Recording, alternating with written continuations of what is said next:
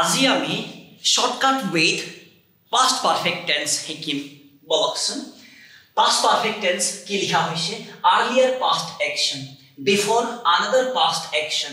মানে মন দিব অতীতত কিবা এটা কাম হোৱাৰ আগত যি কাম হৈছিল তাক বুজাবলৈ আমি past perfect tense ব্যৱহাৰ কৰো দেই বুজি পাইছে নহয় এতিয়া চাব আপোনালোকৰ বাবে ILC এ ইমানখিনি শৰ্ট কৰি আনিলে এই ডেফিনেশনটো দিঘলীয়া ডেফিনেশন হয় past perfect tense ৰ আপোনালোকে চাইছে সাগে পাইছে সাগে তো আপোনালোকৰ বাবে ইমানখিনি শৰ্ট হ'ল যদি আপোনাৰ ওচৰত ইয়াতকৈ ছুটি ডেফিনেশন আছে past perfect tense ৰ অনুগ্ৰহ কৰি কমেন্টত লিখি দিবচোন আৰু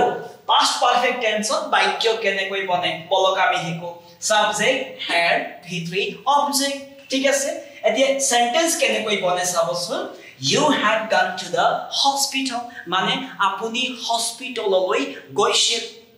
এনেকুৱা ধৰণৰ ভিডিও চাবলৈ সাবস্ক্ৰাইব ফলো কৰিবলৈ নাপাহৰিব শেয়াৰ কৰিও দিব ধন্যবাদ